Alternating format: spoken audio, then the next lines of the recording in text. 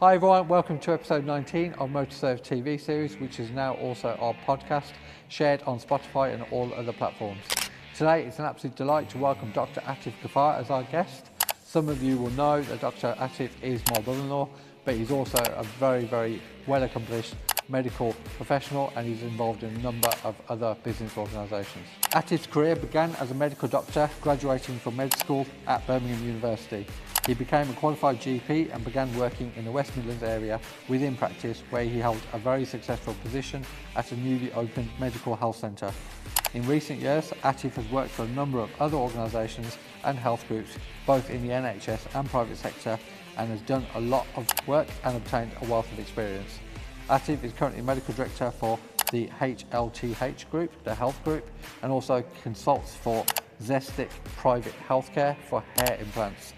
Atif also hosts podcasts for his medical group, and he speaks to a lot of very acclaimed medical professionals across the world to further information and education for others.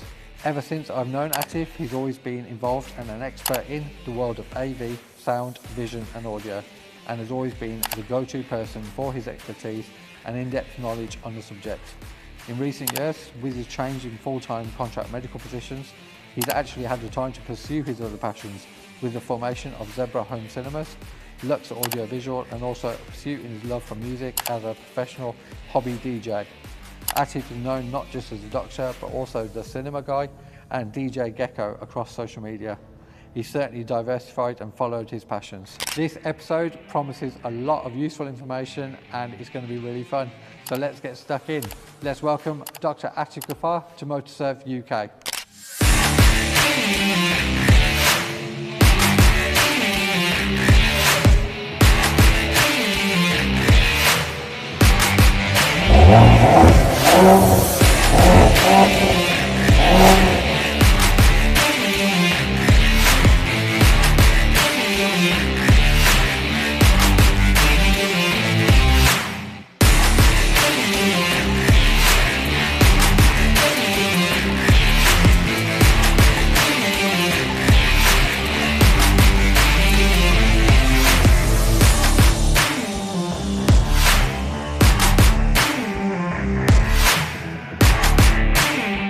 How are you doing, Atif?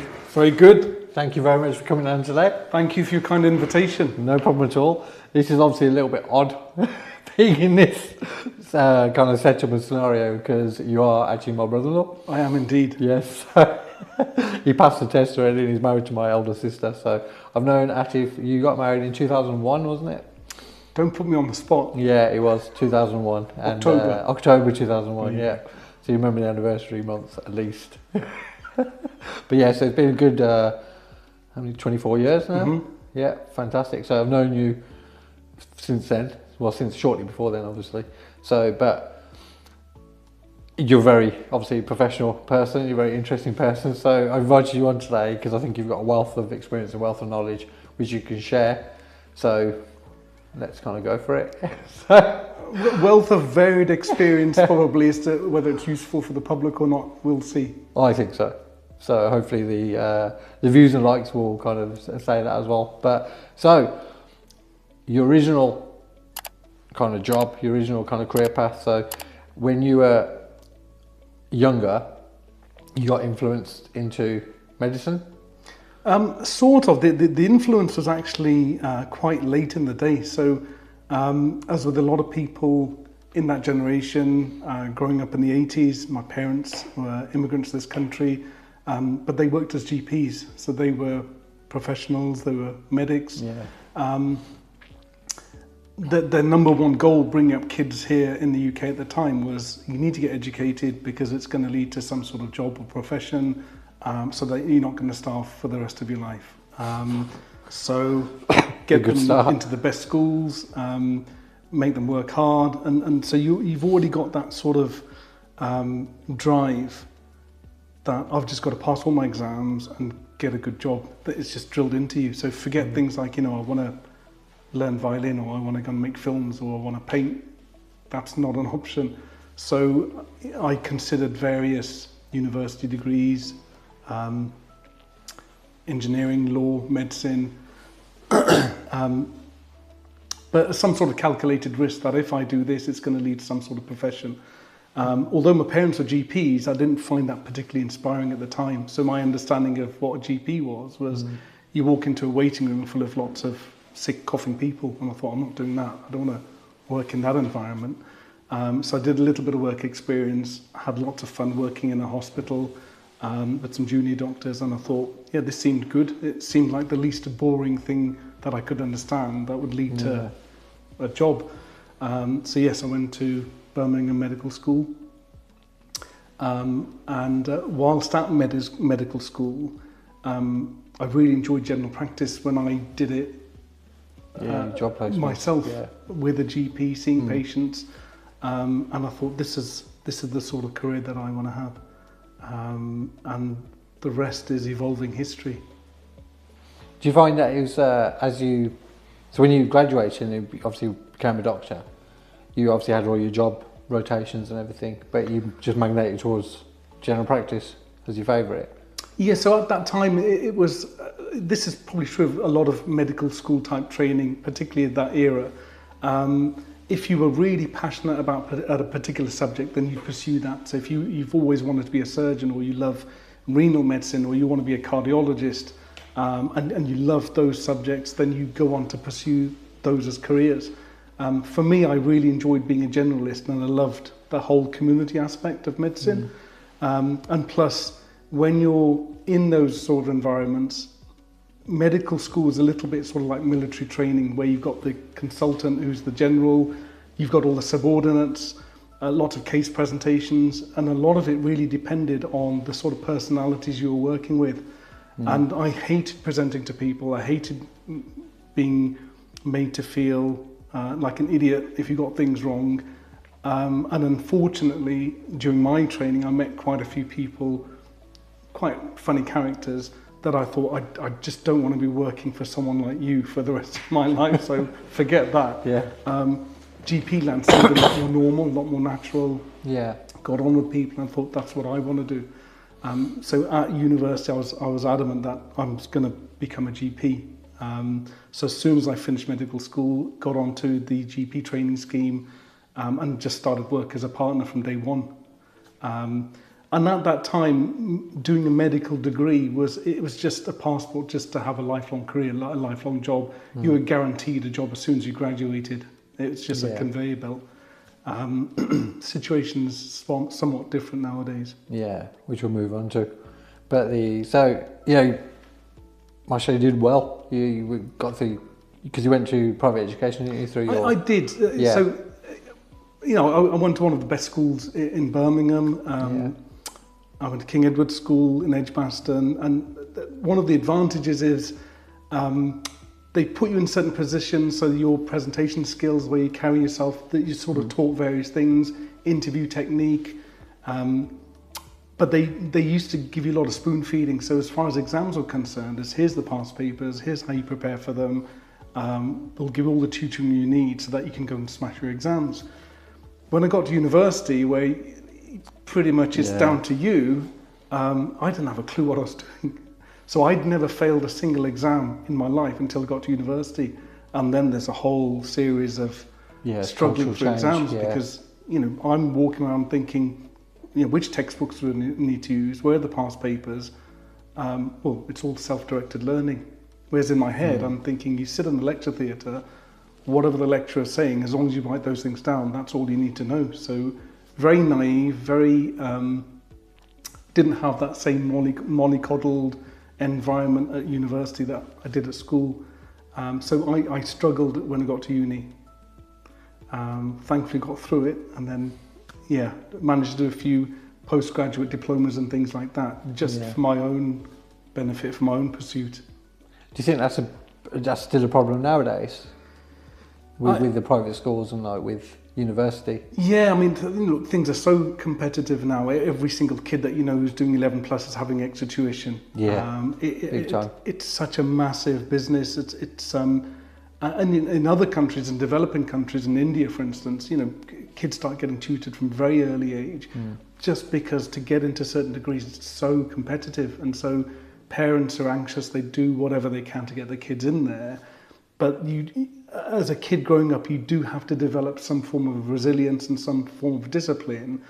And you really have to ask yourself at an early stage, who are you doing this for? Because if you're not doing it for you, and if you don't have the passion and the drive to do it for you, that fuel's going to run out very, very quickly. Yeah, your parents' push will become distant as you go into university. Yeah, and you do see a lot of kids, don't you? Like when they go to university, they do kind of lose control a little bit. They just crash. And compare that to postgraduate students or mature students. Yeah, they're just very disciplined, very focused. They know exactly what to do, smash their exams, and they've got a very, very good balance. So I think getting that done early, and whether that means having a gap year or maybe certainly getting a job whilst you're at school, just do things to learn about the real world and meet other people, just to get a bit more grounded before you turn up there, because you can easily go down the slippery slope. Yeah, definitely. Because I've talking about like your son, like with the kids, but like my eldest nephew, your eldest son, I've seen a distinct. He's at Birmingham University in his final year now, but he took a year placement in the industry last year. How have you seen the change in him?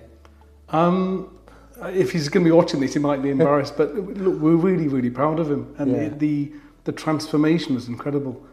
Had this young, naive kid going out and fending his own way, living in Kingston and on Thames, not in the same sort of luxury that he's used to, and just learning to survive. And he came back very, very different, more resilient, much more focused, and he's driven. Well, he's going out finding it like a train, isn't he? Absolutely, and we've not had to say anything to him, so he's found his own way doing that. So we're really pleased that that's what he did. Yeah, I think it's because he's seen the world at work. He's seen how competitive it is, a commercial environment.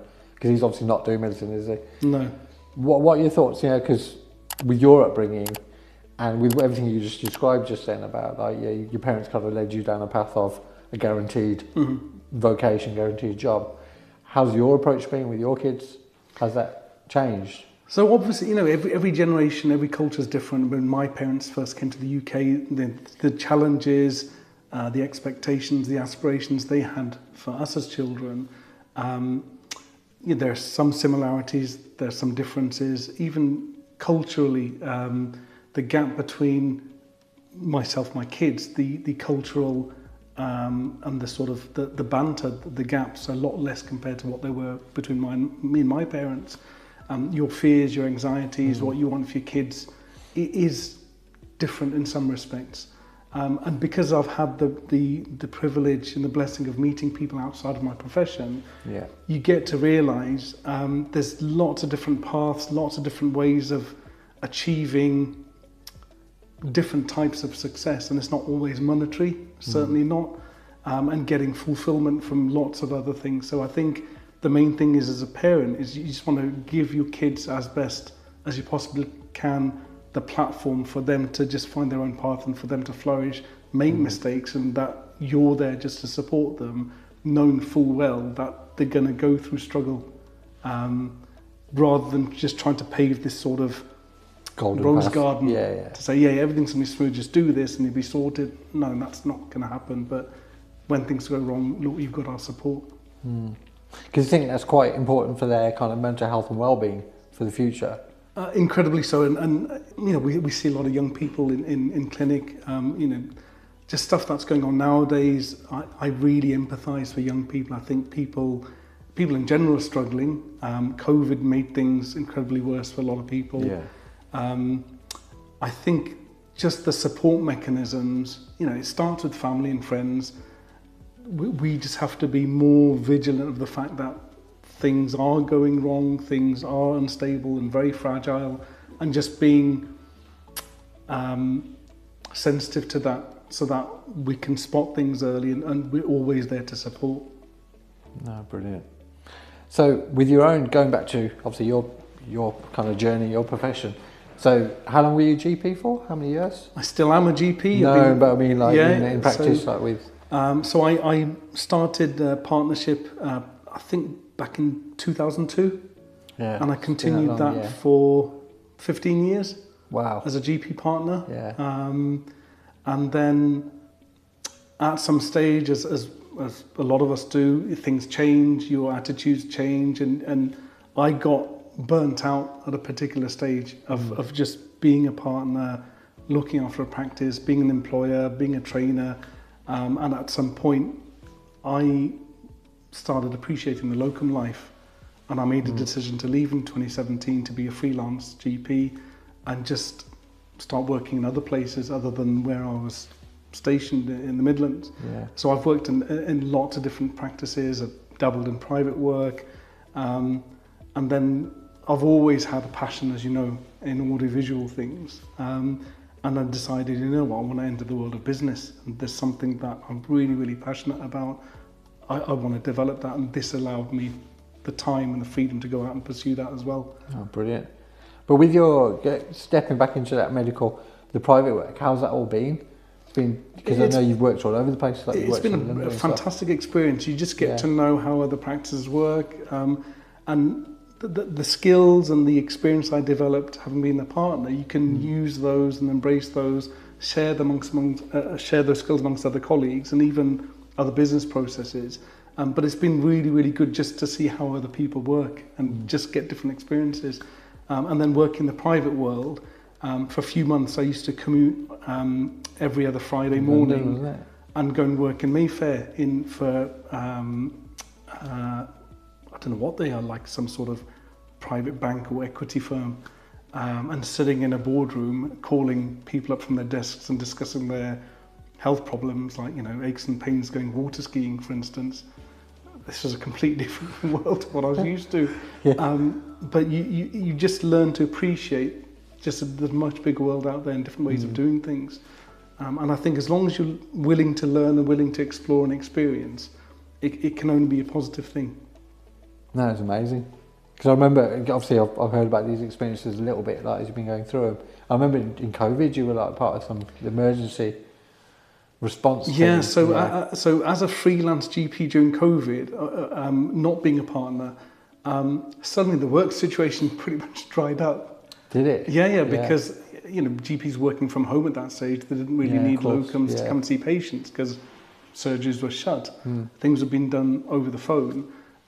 So then all these shifts appeared to go and work in COVID clinics. And for me, it was a case of, yes, you had to balance that. Yes, I need an income, we'd still got bills to pay, but look, I'm skilled. There are shifts available to use those skills. I'm a physician. If I'm not going to be on the front line trying to help people, then who's going to do these things? So you just got to just go with it. And I've always been one of those sort of people that I'll just try things, and I'll just jump in at the deep end and see what happens. Yeah. So that it was an amazing experience, and at that time, you know, really no one had a clue what was going on. You're getting news reports, you're getting latest advances of, you know, this is how we're going to treat it, that's how we're going to treat it, or if you know, what sort of mask to use, and all of this advice is coming through. But at the end of the day, you just had to go in and just do what you needed to do just to try and help people, and you know, try and reduce the risks as you possibly could, but do your job. No, it's brilliant. It's I remember at that time you had to also completely change the way that you're working and come up with new ideas, and you know, you supplying PPE at the time, which was incredible. Yeah, I remember it was a scary time because we stayed open as well, so it was quite. We had to adjust for the risks, and we had to shut down sales, but obviously the service sides carried on. So, but I remember we were supplying a lot of vehicles to one of the health groups that you put us into. It was the GPDQ, wasn't it? Yeah. And just to mobilise that and get vehicles out on the road to take doctors and medics to go and see patients, it was an incredible feat. Yeah, it was difficult. It was difficult to get the saloons because you don't realise how many cars are actually not saloons anymore. So to have that fixed boot for the contamination was quite tricky, but yeah, managed it. It was good. No, it was a fantastic service. It was very admirable what you were all doing on the front lines. So brilliant. So after COVID, obviously you've been working like all sorts of places. With the advancement of the way the NHS is going at the moment, and you know, with the way the kind of the population's grown, nowadays I know because I'm obviously talking to you guys all the time, but there's so many different options available for patients and patients' care. But I hear a lot of criticism because I'm outside GP world, and you hear about since COVID, the doctors don't want to see anyone, and then they're all lazy, they're all sitting at home and this and that because they just can't get appointments with the GPs. What else is available to patients? Because there's a whole, it's changed, hasn't it? It's evolved. I always think about my own experiences as a kid in the 80s, that if my parents needed for me to go and access a doctor or see someone, or when they've had health issues, granted they made good professional connections, and so accessing people is very different, but amongst the general population, accessibility wise, a lot easier. It was a lot more simple, but it was nowhere near as complex. So now that people are living longer, people have a lot more complicated issues to deal with. Traditionally, back in the 80s and 90s, patients would be referred to specialists to deal with things like high blood pressure, diabetes, asthma, COPD, things like that. Nowadays, all of that's dealt in primary care as much as possible. So the specialists are seeing really, really complicated, super specialised things, and the waiting list is getting longer and longer. There's underfunding, there's overuse, there's so many external factors, and the system is really struggling, and it's continued struggling, and that's always been the case, but it's definitely become a lot more challenging. However, with complexities, with technology, there's lots of other ways that people can access services that doesn't have to be the traditional GP route. So, in most places up and down the country, you'll be able to, NHS 111 is always there. People can access the out-of-hours services. There are various winter pressure clinics. So I work in one in Lichfield, where we just see people with respiratory problems, particularly during this time period. There are lots of other clinics which are available and services available. Pharmacists can now treat lots of various conditions that they couldn't do before. And there's a number of health professionals who can actually prescribe as well, from paramedics to advanced nurse practitioners to pharmacists. So the same sort of work that GPs used to do is now shared and covered by lots of allied healthcare professionals. So when you try and get an appointment with your GP surgery, it's highly unlikely you'll actually end up seeing a doctor, but you'll see someone who's been trained reasonably well to deal with most minor complaints. I think if the public have more knowledge of where to access these services, they can help themselves and reduce the burden on the NHS to an extent. And of course, there's a whole side of preventative medicine, how to live better, how to eat better, exercise better. The amount of information and lifestyle experts that we've got now compared to what it was 30, 40 years ago, it's phenomenal. So there's a wealth of information out there. There's lots of services that patients can access. But it's just about knowing about those things. And I think health authorities, government can probably do a better job of giving more information to patients so that people know what to do when they get ill. No, definitely. Because it is, people have got one track mind, haven't they, that I'm going to ring the doctor on Monday morning at 8 o'clock. I'm going to get my kids seen to, I'm going to get myself seen to. And you don't need to do that anymore. No, brilliant. And I think you get a bit of a hard ride. It depends, having been a patient a few times, family members who've had illnesses and things. You can't blame the NHS for your particular problems. It's on. It is really struggling. But let's not shirk away from that. It's underfunded. People are overworked. The morale is really at a low edge. But at the end of the day, one of the gems, one of the reasons why it survives, people working within the NHS, they just want to do the best they possibly can for the people in front of them. And so if you have a positive experience, it's usually because someone who you met, could be the nurse, the HCA, porter, walking up and down the corridor, one of the doctors, could be anyone, but they just went out of their way just to make sure that your experience was a positive one. And On the other side, yeah, if you've had a bad experience, it could have been that there's understaffed, someone's got issues going on, they weren't particularly polite to you on that particular day. We're all human beings, and when human beings are pushed to their limits and stretched and they're tired and they're exhausted, they're not going to perform to the best of their abilities. Things happen. So it's human beings looking after other human beings in a difficult situation. Yeah. But you do, to be honest, you do hear a lot. My own personal experience with NHS, when I've had to go to hospital, when I've had to do things, it's always been positive. I've always been looked after very well. So it is a fantastic institute that we've got and a fantastic facility that we've got in the UK. And I think, it's a world-class service even now. The training is exceptional. People come here to be trained to then go back to their other countries. Yeah. And so the training in the UK is superb. As I said, I'm very grateful to my education and my university and the training that I've received, because it's kept me going and then moving onwards to explore other parts of the world. No, definitely. Talking about the education side of things, you're part of the Aston University Medical School in some So some way? I've helped occasionally, yes. Yeah. So as part of my other roles, I teach medical students. Okay. What kind of things do you teach them?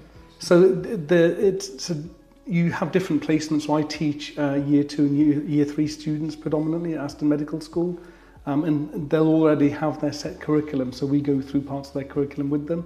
So usually they'll be based either at a GP surgery or in the out of hours place where I work, and then we'll just go through whatever is on their curriculum, whether it's different disease processes or different health systems, and we'll introduce them to patients. They practice examination technique, coming up with diagnoses and how to manage patients.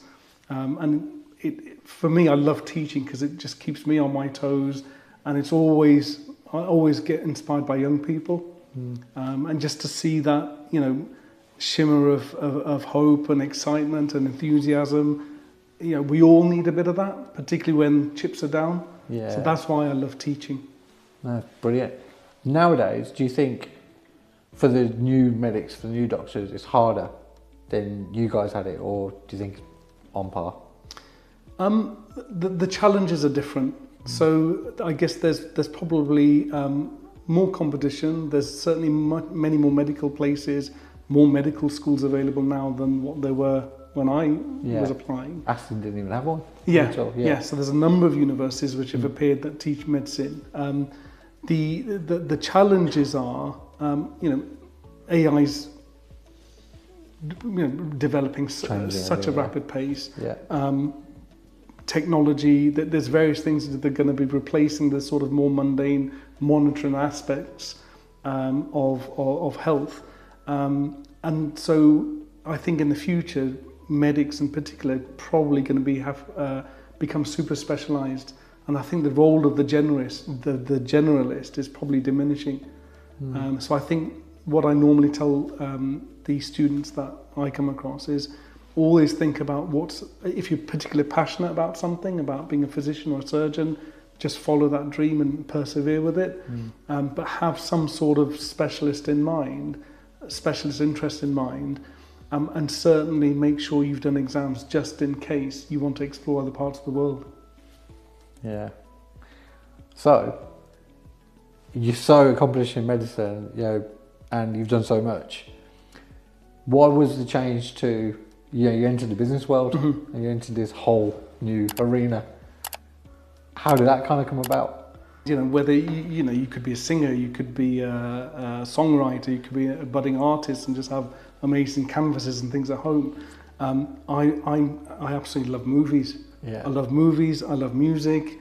I've always been an enthusiast for audiovisual systems since probably late teens. Ever since I've known you. Ever since we've known each other. And you've seen how many systems I've upgraded to the annoyance of your sister. But even now, she really appreciates it. And we appreciate it. And you appreciate it.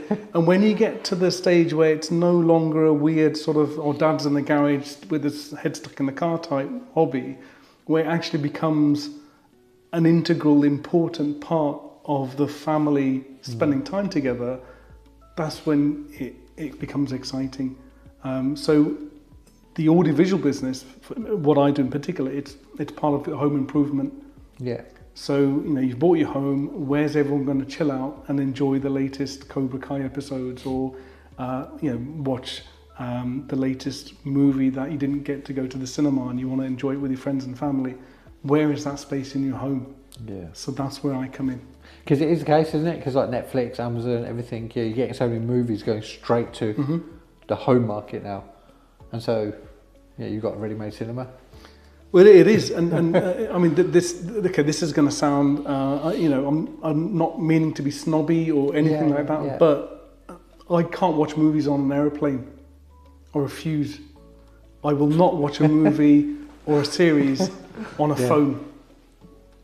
Me personally, the reason being is because there's some incredibly talented people out there in the background who work in film and TV production and music production, and it's their livelihood. They get paid their salary to feed their kids to produce incredible content, and it costs a fortune to produce this content. And whether it's the type of cameras, the lenses that they use, the color grading, the visual effects, the sound mix, how it's all done together, and to celebrate that, to me, it's sacrilege. Watching that on a phone or a laptop or an airplane screen, can't tolerate it.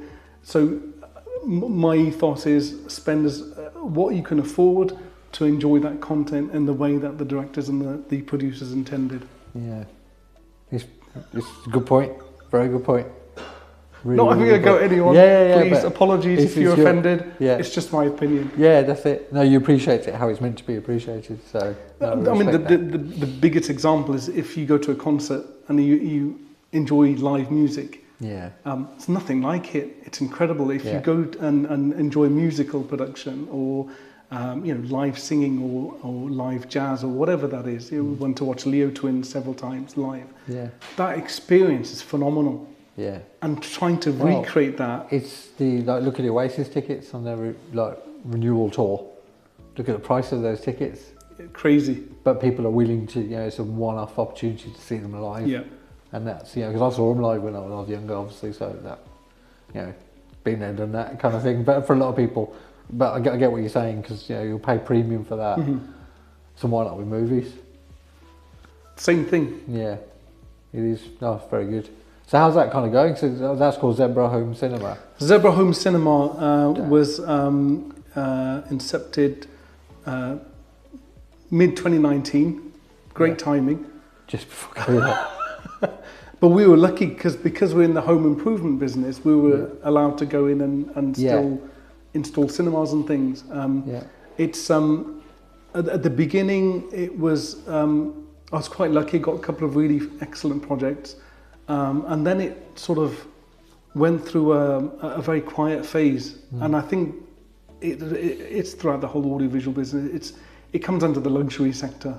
None of these things are they're not cheap. Well, they're non-essential. Yeah. These are pure luxury, non-essential things, but it's to do with just enhancing your time at home. And it's pure indulgence, and it's fun, and it just brings people together. You say that though, but if you install a proper professional system in your home, it's got to put the value of the house up. So it's an interesting question. I've done a few interviews with people on TV shows like $1 Million Beach House, and I connected with people on Selling Sunset and some of the reality TV shows to do with property development and whatnot. With homes of the sort of beyond a certain value, it's not really the grade of the home theatre or the home cinema that people are looking at. It's the fact that it becomes a prerequisite that when you're buying a house of a certain value, you'll expect it to have incredible kitchen, multiple en suites, a gym.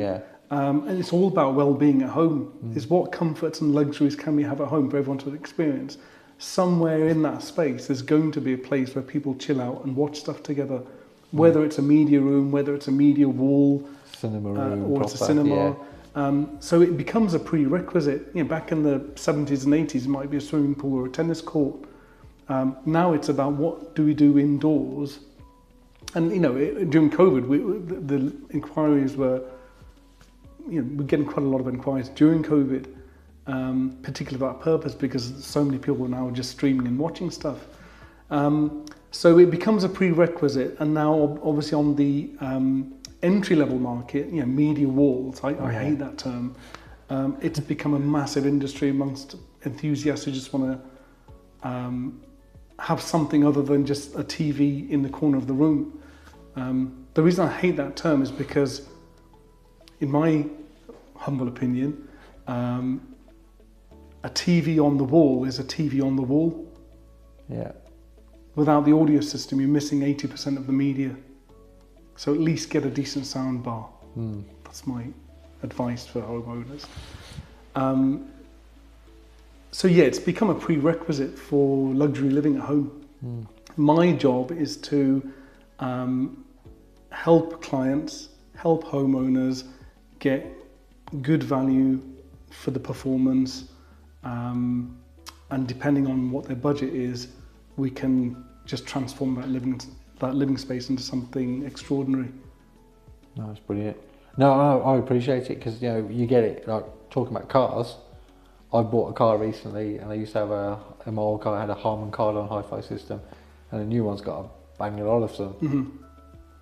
I don't think I've heard.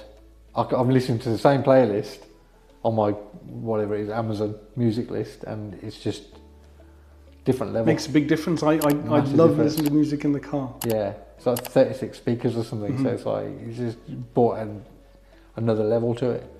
So and you don't need to be an audiophile. If you put systems together, people will be able to tell the difference between that sounds a little bit muffled, it's loud, but it's not particularly clear. Okay, listen to this thing. Okay, that's crystal clear. We can hear each and every string being plucked, the violin, we can hear the voices, just different level of experience. Yeah. But it's not cheap.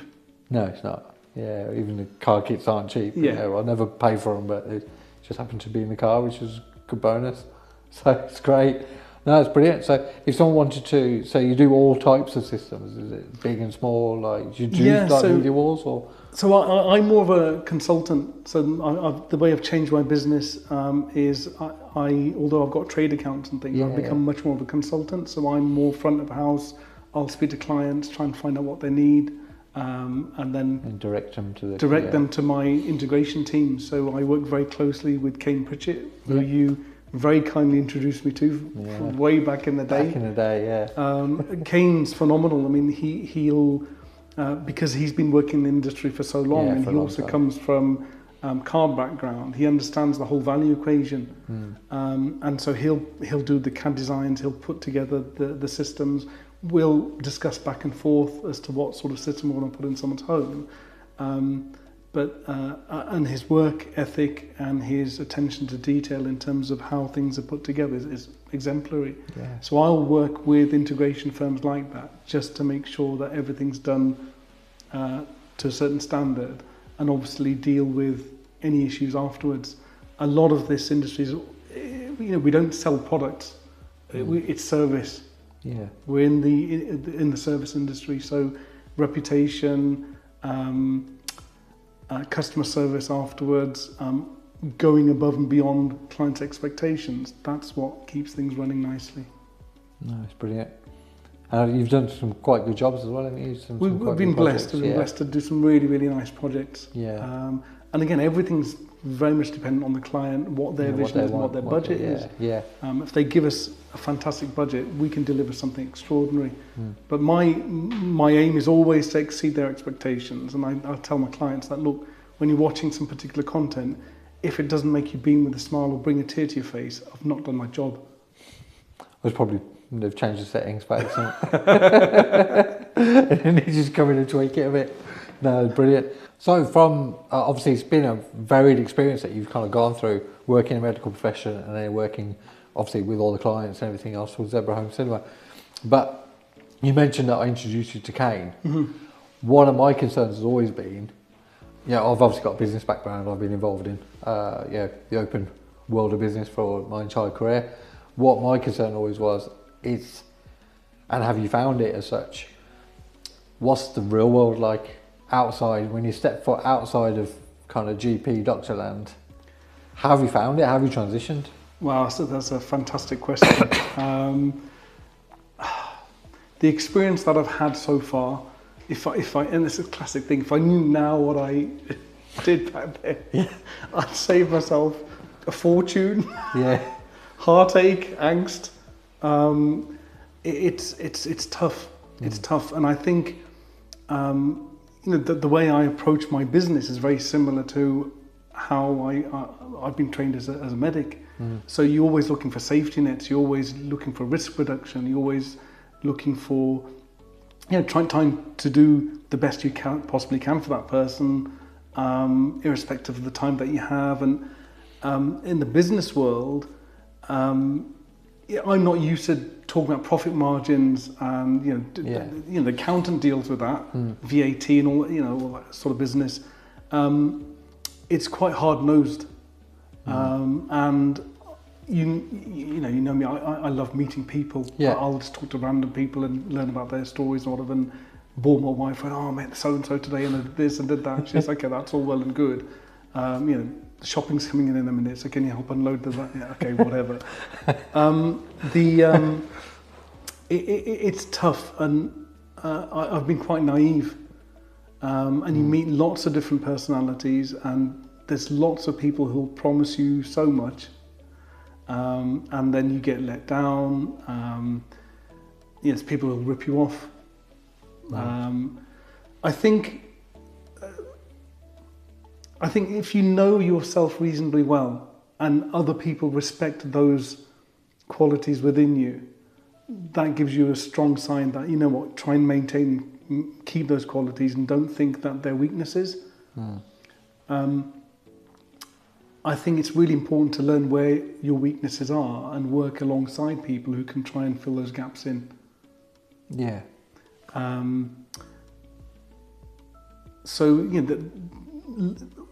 Particularly when you're working in the world of luxury type stuff, there's loads of things, glittering and shining, and people will offer you whatnot, and they'll get you access to, or we can introduce you to influencers, and if you advertise with us, we'll get you lots of high net worth individuals, blah, blah, blah, this, that, the other.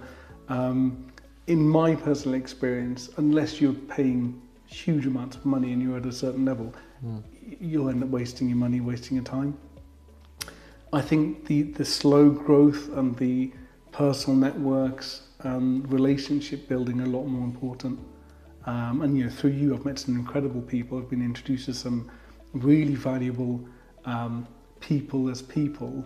And the byproduct of that is that, you may get a lead, or you may get a job that comes in, or some fantastic financial or personal advice and support. But your family and friend network and people who you trust, and people who are there to support you through thick and thin, is probably the most important thing. Because would you think that, growing up in a medical environment, like with your parents, and like then your extended friends and network, you live in a bit of a bubble? Oh, 100%. Yeah. Completely protected. Everything's been spoon-fed, and your job's given to you for life, and there are so many assumptions that that's what's normal. You enter the real world of the hustle, and you suddenly realise that no certainties, cash flow issues are crazy. Yeah. Things don't always work out. Client's not happy with this particular product, or something breaks. This much better than a lot of other people. It's an unpredictable world. So then, it's almost like, you're on this cruise ship and everything's cool and everything's plain sailing. Suddenly, actually, you're on this little boat, rowing boat, crazy winds, storms, turbulence. Think, whoa, what the hell is this? Yeah. What am I coming to? But there's also a buzz, and you thrive on the fact that, I'm on this thing because I've got a plan. I want to go and discover some land. So I'm going to keep paddling. I'm going to keep doing this because I've got this dream, I've got this passion. I'm determined to find this piece of land and set up, camp. And I think that's what keeps you going. What drove you to do that, though?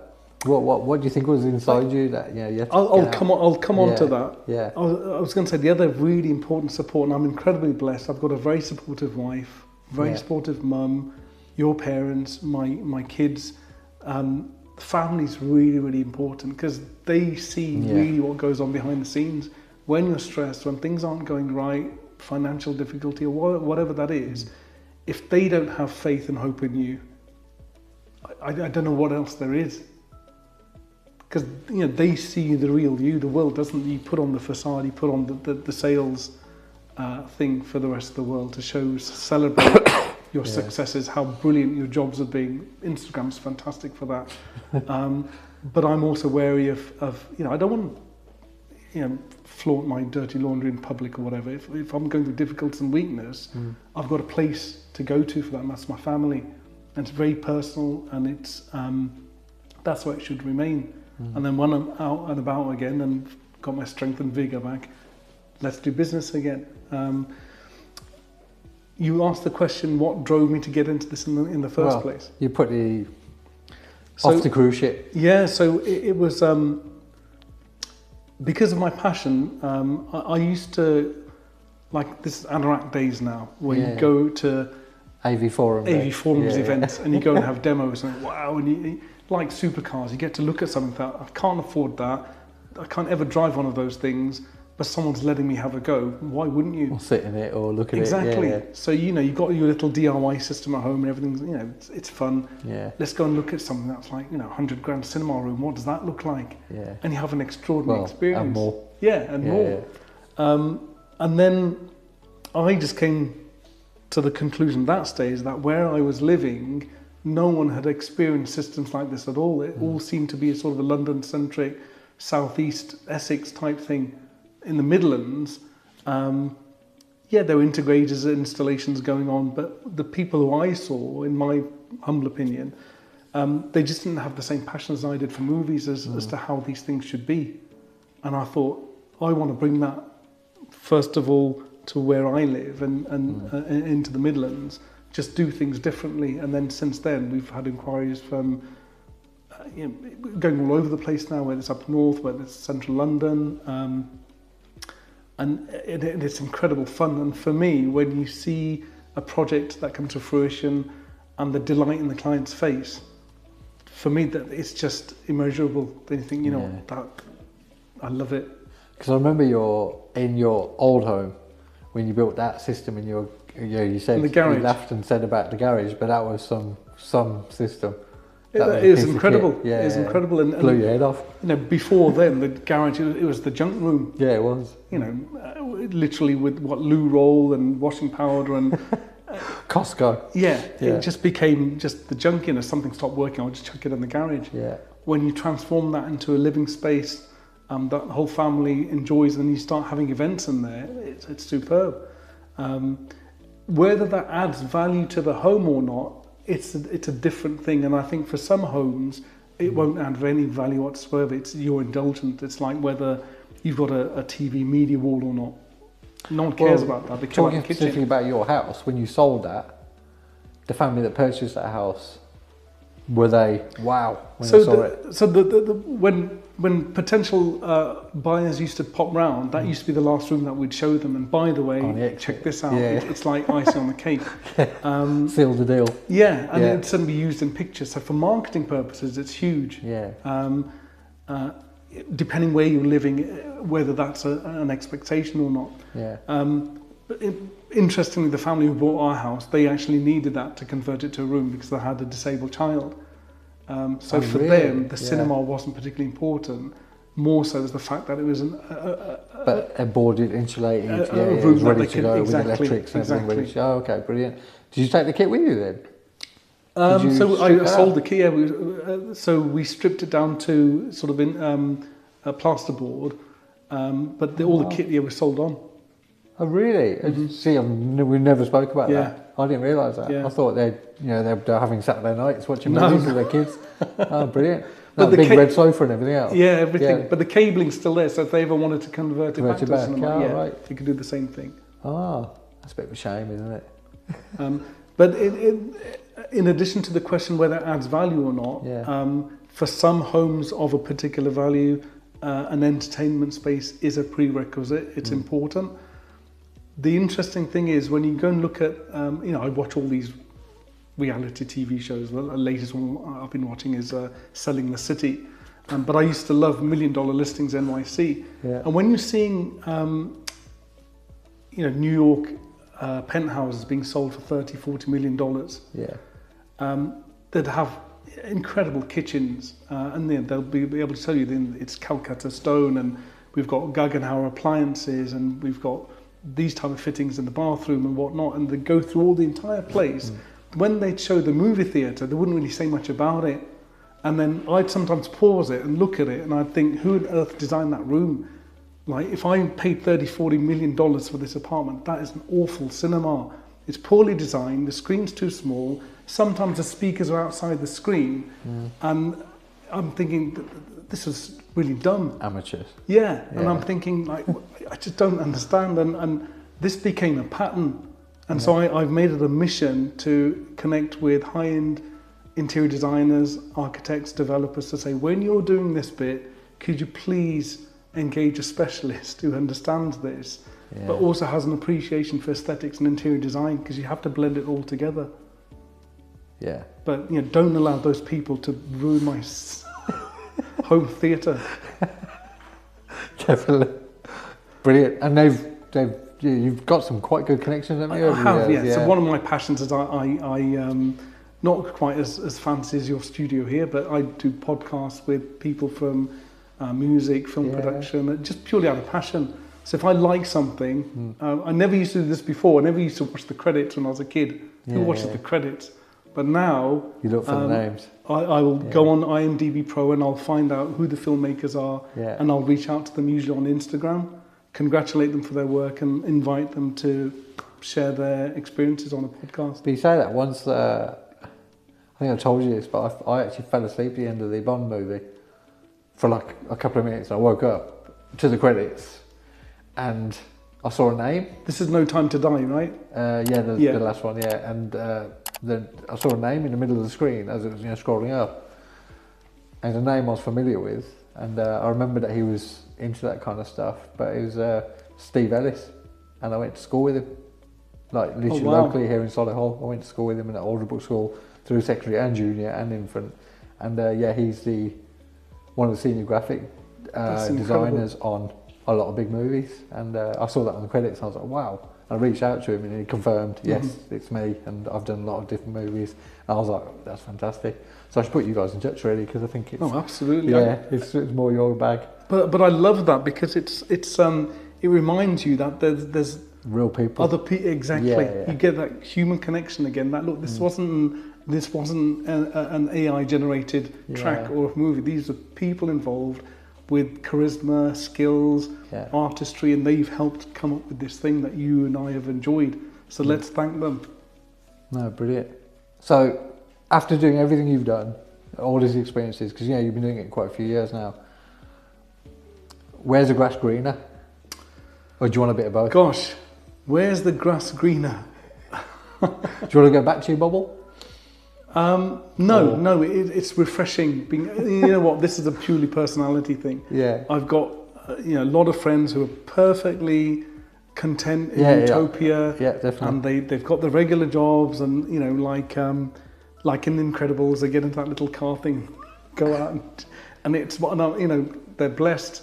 And I'm really pleased for them. I think I'm just a bit crazy. And I think if you ask your sister, she'd probably think, why can't you just settle down and just have a normal 9 to 5 like everyone else?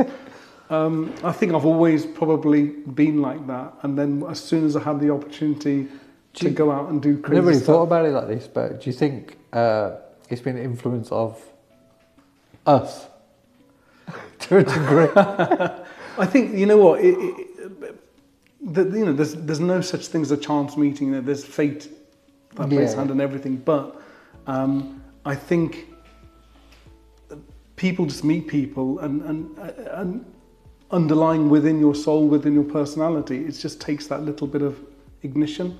And when the stars align, things just happen. And I think it's just that if you know that there's something niggling that's wanting to push you somewhere, it's just a case of not if but when. And I think I've always probably been inclined just to do things a little bit different, whether it's, learning how to be a barista or learning to DJ at the age of 40 DJ, or whatever it is. DJ Gecko. Dr. Gecko. Dr. Gecko, sorry. Yeah. There was already a DJ Gecko, so I had to get something else. Change it. But brilliant. That's been more of a hobby, hasn't it? You've Well, I got into DJing because I've always wanted to do it. Yeah. I was just transfixed by what I get. When you first got married, you upgraded your kit and you gave me the CD mixers. Oh, did I really? Yeah, you did. Pioneer ones, and you gave me those, and I couldn't do them. So I think I gave them to you back, and you sold them on eBay or something. But I think back in the day, I had a few friends. Well, I had a friend who used to DJ on proper DJ with vinyl. Yeah. And I was just fascinated that you could blend tracks together, and it'd be a seamless mix, and particularly house music or whatever. And I just loved it. That you can mess around with the tracks and come up with your own version. And of course, back then, as a junior doctor, I didn't have time to sit there DJing or whatever. As time went on and I allowed myself to indulge in that thing, particularly with MP3s have come out, it's just a lot easier. You got kids 11, 12 years old who can just mix and throw a mix together. But for my indulgence, I just love listening to the music I want to listen to. Because you still do, I still get your mixes. You still send them out, so it's good. So I love listening to my own music in the car.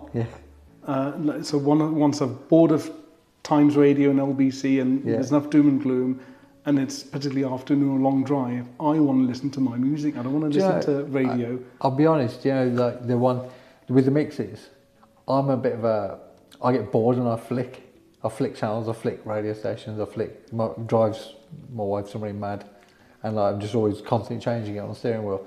So the mix, because they're one big long track, I can't.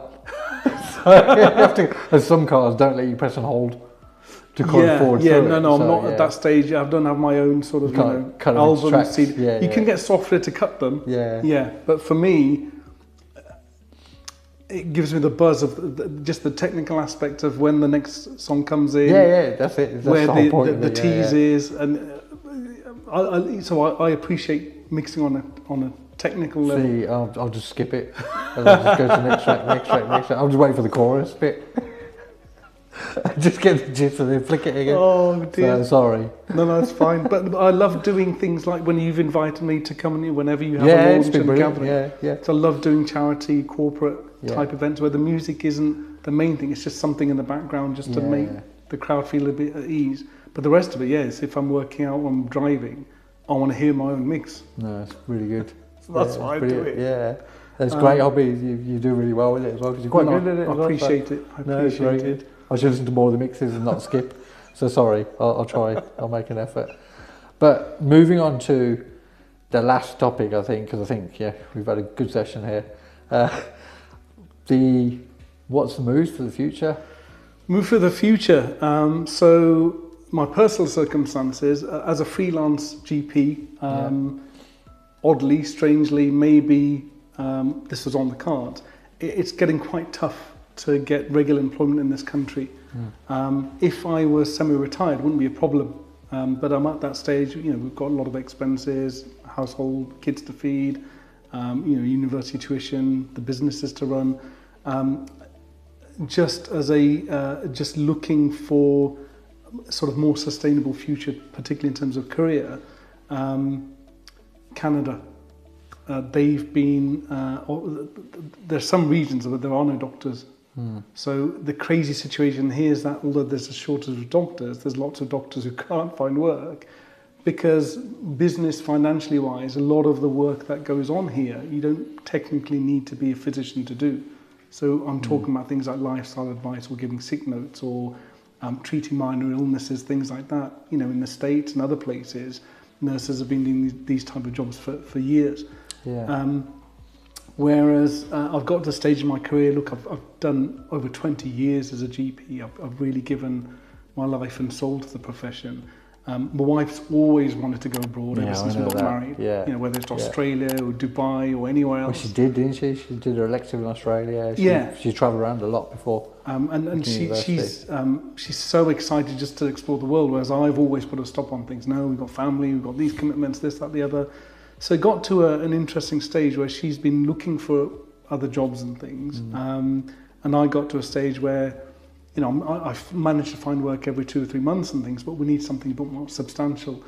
So there's an incredible opportunity that arose where there's, you know, a couple of GPs in Canada who want to open another branch about an hour north of Toronto. And they're looking for 2 GPs. So we thought, you know what, as our age advances, it's going to be more difficult to get these opportunities. And if you want to go and travel and see the world, you know what, this could be really exciting. So now's the time. My wife and I and our little one are going, we'll see what happens. Certainly a big adventure. I remember when you told us, we were like, huh? Come again? Is this a fad? Come again? Is this just like a passing thought? It's it's a 2-year contract, and then depending what happens after that, if the grass is greener, God knows how long that'll be for. Snowier. It'll certainly be, it would certainly be whiter to some aspect. Certain times of the year. Exactly. Then get the family to move across, but it's early days yet. So we're exploring. Finding new opportunities and seeing, you know, enjoying another culture. And you know, the world is small. And I think when you get these opportunities, explore, experience. Yeah, if the timing's right, if everything's done, like you said, if the family, the kids are growing up, got obviously our niece, nephews and nieces are all grown up. You've got one niece, which is, how old is she now? She's like 10, isn't she? Youngest one's 11. It is 10, 11, isn't she? Yeah, so 11 now. So how's she going to find it, do you think? What's she saying? She's embraced it pretty well. She's given us a list of places and things that she wants to do and experience. And like a mum then? Yeah. So literally just going, I mean, she loves travelling. Yeah. She anywhere that involves a plane. Everywhere with you guys. Yeah, she loves travelling. She loves new experiences. So she's getting very excited. So yeah, it'd be interesting. Of course, you know, zebrahomecinema.com. First thing I'm doing is expanding services there. I've already started engaging with interior designers, architects in Ontario. Get ready, I'm coming. You need to find your Canadian cane equivalent. I'm already in talks with them. Brilliant, excellent. That's great. What, we Kane to move over as well? Or? Yeah, I wish. Yeah, Kane won't. We'll set up a team over there. No. So I've got my team here. You know, Imran. So Imran's going to manage things here with Kane. Yeah, brilliant. The inquiries are coming because a lot of my work is done online, either WhatsApp or email. Yeah. So once I get the leads in, we have that discussion. The actual work that goes on is with the integrators. So my plan is to start expanding. Exciting times. Yeah. It's certainly going to be sad without you here. On the end, well, you're always going to be on the end of the phone and the video call. It is going to be quite crazy, because look, I've got no family there, I've got no friends. It's got a massive network here now, so and you know that's taken a lot of time, a lot of emotional time, energy to build those relationships. So it's going to be different, but look, through technology and travel, the world's a much smaller place, so people can keep in touch a lot more easily as opposed to those every 6 week, you know, phone calls back to another country and writing letters. Yeah. Well, the kids, they're constantly on the bloody PS5 talking to each other. I hear Zana's voice in our house all the time because they're just shouting at each other. So can you just tell them now it's time to pray? So you'll be back in 5 minutes. But I hear her voice like with the kids all the time, so it's really good because she's coming to stay next week. She'll miss the boys. And then obviously waiting for you to come and visit when we're established. I know. Been looking at tickets already, so no, it's good. But fantastic. So thank you very much. I think we should wrap up there because it's been a great session. But thanks so much for making the time and effort because I know you've got a very busy diary. So it's been really good. My absolute pleasure, and you know, I think what you're doing is phenomenal, and these the podcasts are so varied. You've got some fantastic guests. Oh, thank you. There's a lot of wisdom, a lot of experience that you're sharing on your platform, and I think you're a phenomenal businessman in the area, and I think what you do for other people is really, really much appreciated. Oh, thanks so much. I appreciate it. Thank you. Thanks everyone for watching my podcast with Cam. If you like what you heard, please do like, subscribe and share. and follow MotorServe UK TV. Hi everyone, thanks for watching today. If you did like this episode, please do like, share and subscribe to our channel, and there'll be a lot more guests coming up soon. Thanks very much. Being here with Kamran, and please enjoy my movie. It's coming out December 30th. What is it called? It's a secret. No, that's the name of the film. Secret of cigarettes. I hope you enjoyed that podcast, and I hope you appreciate My starts are always a bit awkward. yeah. I hate starts. I hate the starts. I hate that. Oh, hello. How you doing? Fancy seeing you down there. Mic test. Just be normal. Like. Mic test. To be the pilot. Great. So it's not just you. शुरू कर यार. Hang on. Alright. Oh my god. बड़ा serious लग रहा है बंदा. Me. Try not to laugh. I'm gonna try and be Jackie Shroff. Who's Jackie Shroff? Do you know who that is? Yeah. Oh, you're just laughing along. I do. Bollywood actor. Ah, that's why then. Oh my god. You're on Cocoa Bar, remember?